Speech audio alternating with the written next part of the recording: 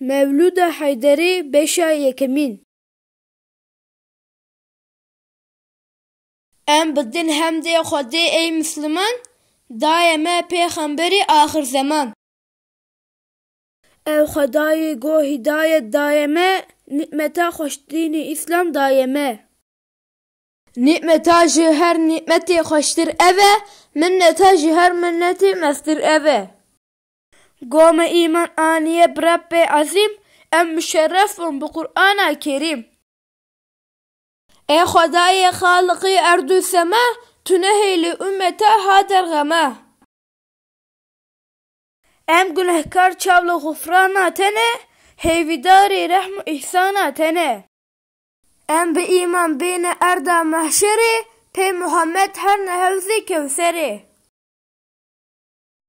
Ey Muhammed ey şefî ümmetê, hadî û mehdî hebîbî İzzetê. Ey tu bûyî çêtirî kevn û mekan, şehsuwarê alemê fexra cîhan. Ey Muhammed ey Resûlê îns û cin, Xwedî tac û beyreqa roja mezin. Mesnida vê ümmeta ha her tuyî, derî fetha cenneta me her tuyî. Ey Muhammed ey İmamê Enbiya, ey tu nûra ruh û canî evliya. Em gunehkar û zeîfên bê emel, hêvî ma effa Xwedê Ezzewecel. Em bi cahê te xelas bin ey Nebî, ruh û canê me feda canê te bê.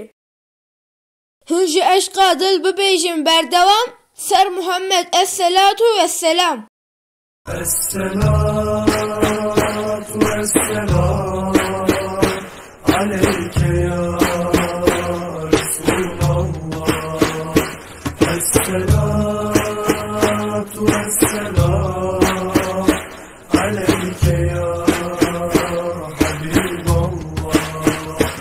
Esselatu vesselam aleyke ya